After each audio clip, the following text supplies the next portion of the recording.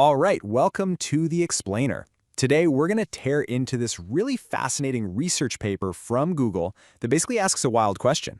What if our entire approach to building powerful AI, this whole idea of deep learning, is built on a bit of an illusion?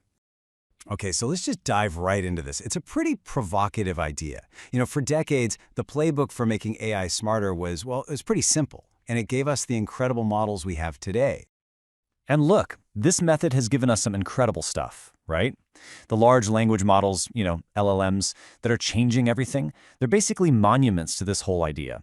We just kept stacking layer on top of layer, building these massive skyscrapers of knowledge.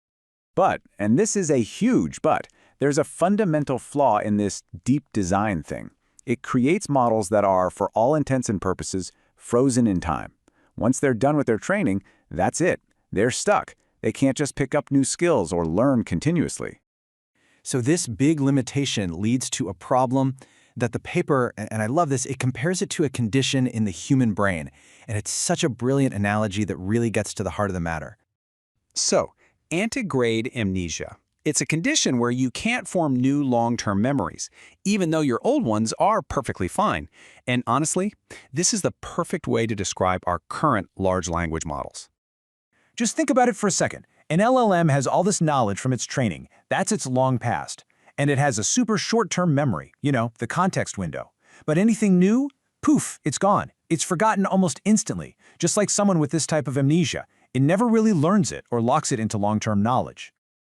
So how do we fix this digital amnesia? Well, the researchers basically say we've been looking at the whole problem wrong. It's not about building taller, it's about building smarter. And their idea, well, it lays a completely new foundation.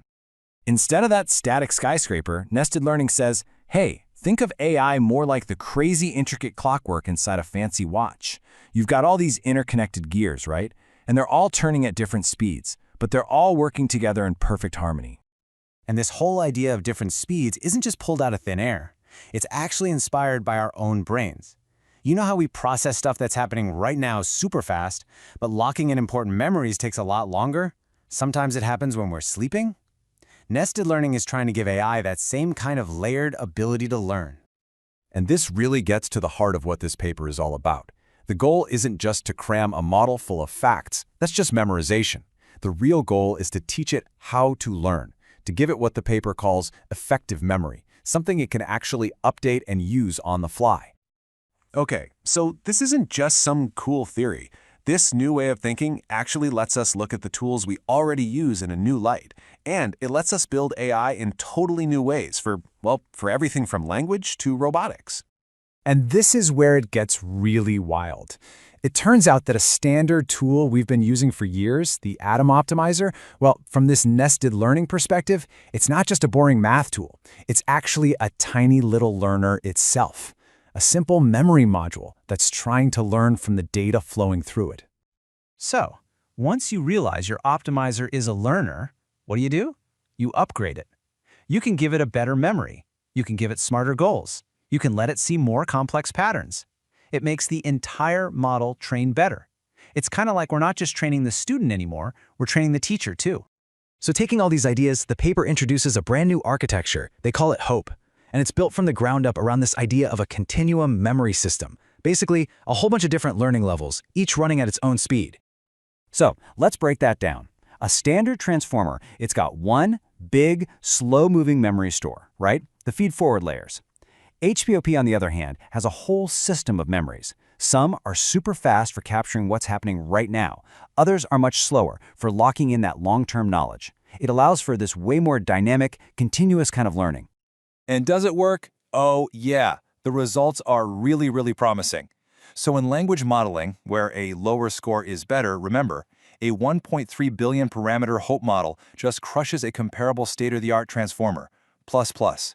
We're talking a massive improvement. So it's not just a different idea, it's a better one. Okay, so what does all of this mean for the future of AI? Well, it suggests we need a pretty fundamental shift in how we think about making progress. And that brings us right back to our big idea. Maybe the path forward isn't building taller and taller skyscrapers by just stacking on more layers. Maybe the real breakthrough comes from designing more intricate, more complex clockworks, adding more levels of learning, not just more raw depth. And that leaves us with a huge question, right? If an AI can finally learn how to learn, what's next? Nested learning could be the key that lets these models finally adapt, evolve, and maybe, just maybe, shake off their digital amnesia for good. Imagine an AI that learns continuously, just like we do. That's